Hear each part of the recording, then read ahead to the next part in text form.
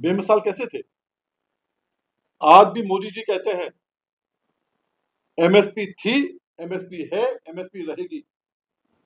हकीकत क्या है? 25 साल पहले भी नहीं थी। हम लोगों ने एजुकेशन किया कि जो एमएसपी तुम बता रहे हो उसमें खरीद क्या कर रहे हो। इतना बड़ा एजुकेशन था। तो दिल्ली में एजुकेशन हुआ है 3 साल 5 साल पहले, वो भी कॉल मैंने दी थी, अलग बात है। उससे बड़ा एजुकेशन वहां था। उस समय कोई सोशल मीडिया नहीं था, उस समय मेन स्ट्रीम मीडिया भी नहीं था, मेन स्ट्रीम मीडिया भी नहीं था उस समय। एक नया नया चैनल आया था जी। उस समय आपको याद होगा कि आप में से शायद बहुत कम लोग उस समय थे। आज तक चैनल चलता था दूरदर्शन पे आधा घंटा के लिए केवल, डीडी मेट्रो पे आधे घंटे के लिए चलता था, रात में 8 से 8:30। कोई था ही नहीं, तो कवर किया नहीं। पर उसका अंजाम इतना बड़ा था। हमारे यहाँ मुख्यमंत्री थे राम प्रकाश।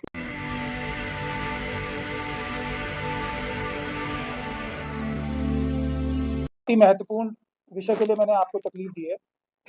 मेरे साथ बीएम सिंह साहब हैं, जो किसी तारीफ के मोहताज नहीं है, लेकिन फिर भी जो भी गन्ना किसान है, और किसानों का महत्व आप लोग सब जानते हैं देश में क्या है, वो वीएम सिंह साहब का नाम जरूर जानते हैं। मैं दिल की गहराइयों से इनकी इज्जत करता हूं, क्योंकि इन्होंने वो काम किया है जो भारत में किसानों के लिए बहुत कम लोग कर पाए, और बिना किसी पद पे रहे और संघर्ष के जरिए किया। तो बाबा साहब जो कहते थे ना कि एजुकेट,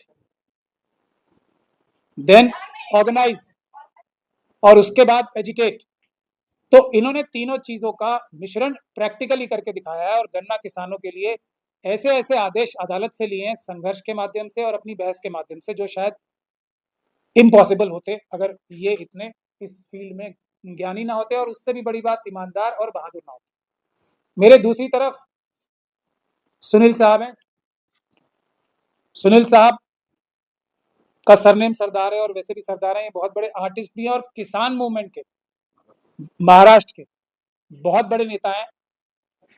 26 तारीख को आने वाली एक बहुत बड़ी रैली बीएम सिंह साहब के नेतृत्व में हो रही है, राष्ट्रीय किसान मजदूर संगठन के द्वारा।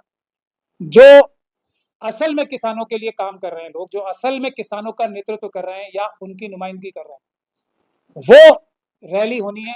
तो मेरी गुजारिश आप सभी लोगों से यह भी है कि ज्यादा से ज्यादा संख्या में 26 तारीख को पीलीभीत में रैली में आए।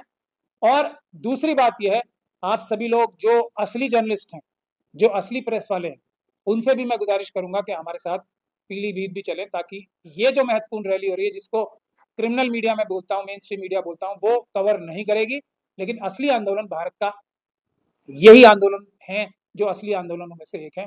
तो मैं वीएम सिंह साहब से गुजारिश करूंगा कि वो अपनी बात रखें आप लोगों के सामने, और ये भी आप सब लोगों से गुजारिश करूंगा कि वीएम सिंह साहब को भी आप जब भी ये बुलाएं या इनकी एक्टिविटीज को आगे भी कवर किया।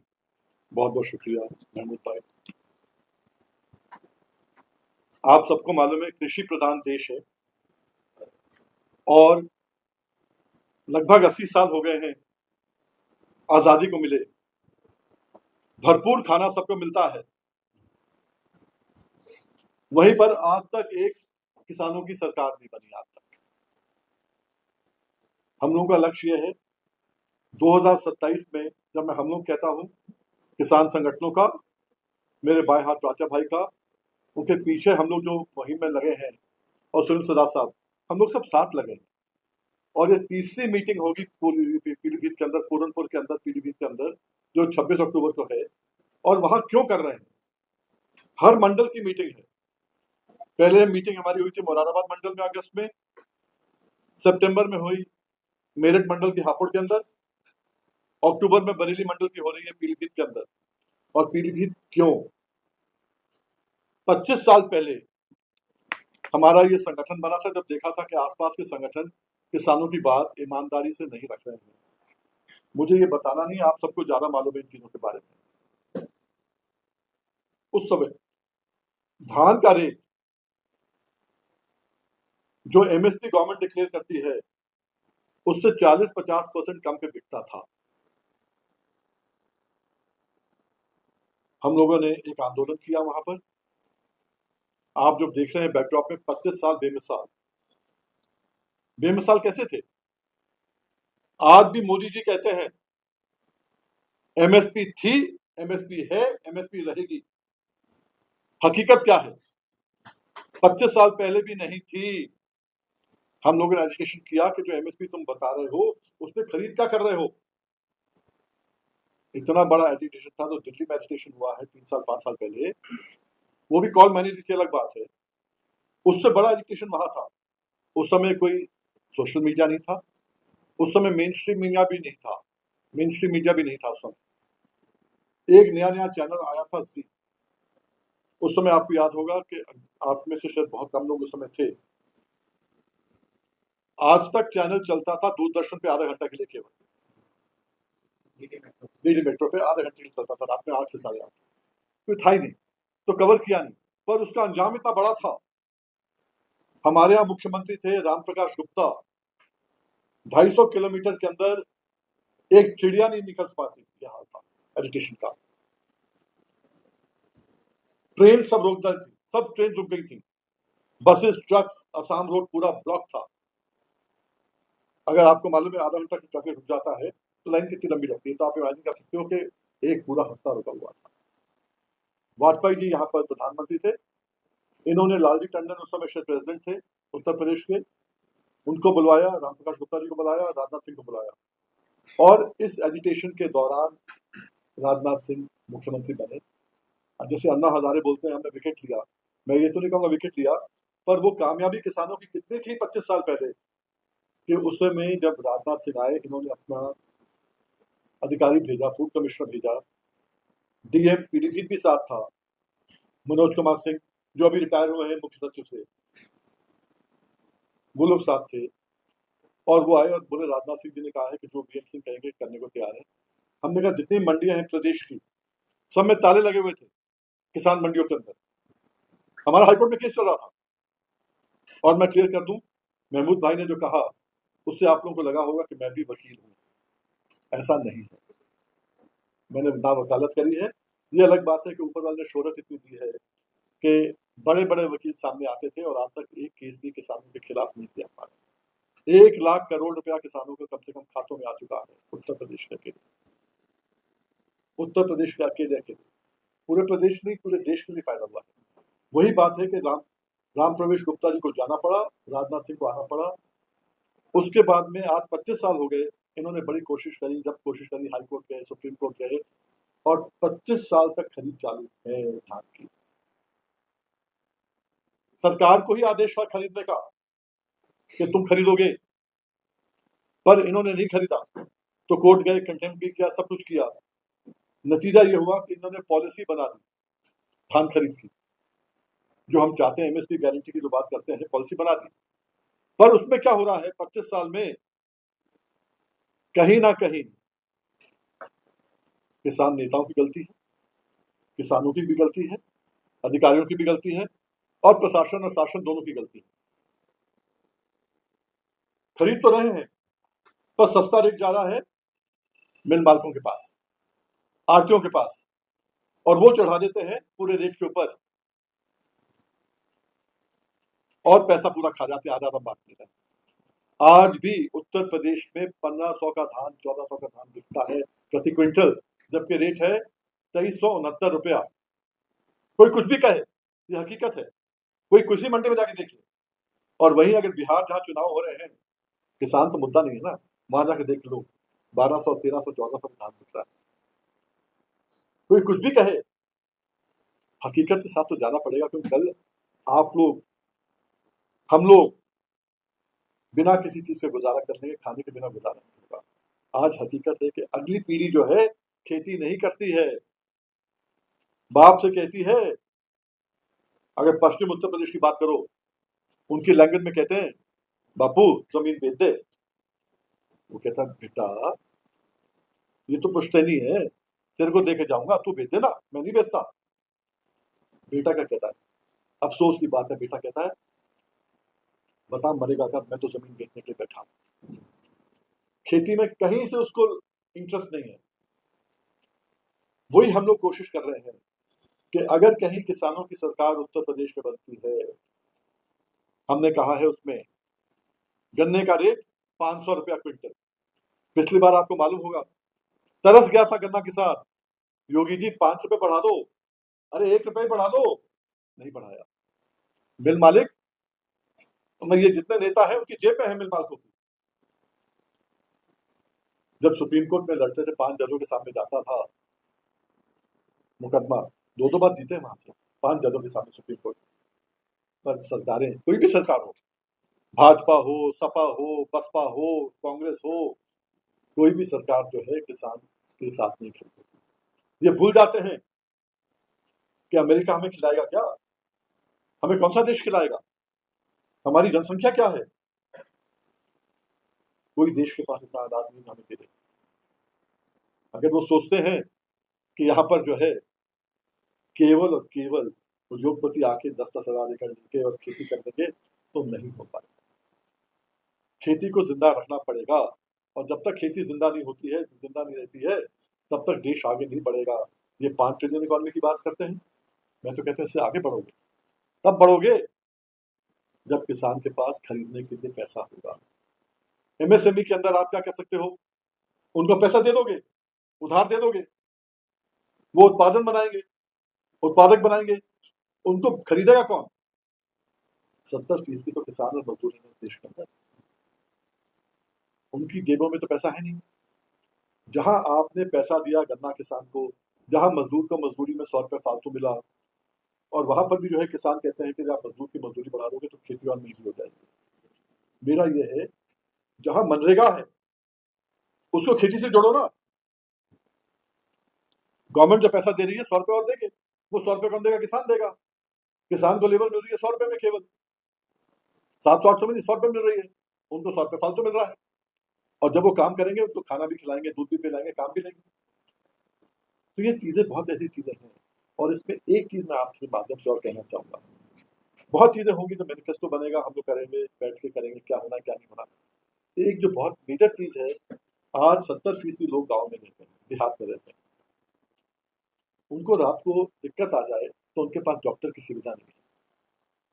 आज अगर पीएचसी है तो डॉक्टर नहीं है, सीएचसी है तो खाली पड़ा है। अगर डॉक्टर है, दवाइयां नहीं है, दवाइयां मार्केट में बिक रही हैं, सब फ्री में बिक रही हैं। जो फ्री की दवाइयां हैं वो पैसे में बिक रही हैं मार्केट के अंदर। आज इतनी बुरे हाल है कि अगर रात में आदमी पीड़ा में हो, कहीं जाता है, तो उसको शहर जाना पड़ेगा एमबीबीएस डॉक्टर ढूंढते हुए। हमारे यहाँ रजिस्टर्ड मेडिकल प्रैक्टिशनर पूरे देश में, आरएमपी जिन्हें कहते हैं, उनको जब से कोर्ट ने कहा है कि गलत है, मार देते हैं वगैरह वगैरह, तब से अपने छुप छुप के वो काम करते हैं। नतीजा क्या? किसान का नुकसान हो रहा है, देहात का नुकसान हो रहा है, भारत का नुकसान हो रहा है, देश का नुकसान हो रहा है।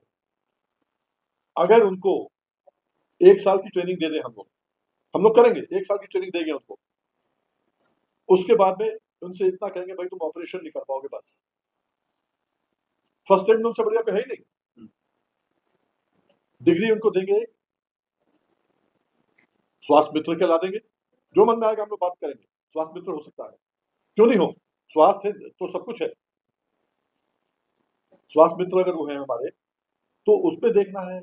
वही हमें देखना, छुट्टा जानवर है पूरे देश के अंदर। आज हम तो प्रदेश की बात कर रहे होते थे, छुट्टा जानवर घूम रहा है, गौ माता, और जेली लेके मार रहे हैं उसको। हम जेली समझते हो अगर आप लोग, लोहे की जो होती है 4 बार, वो उससे लेके मार रहे हैं, खून, उसका खून खराबा कर रहे हैं, और कहने को गौ माता, उसका इलाज ढूंढना है।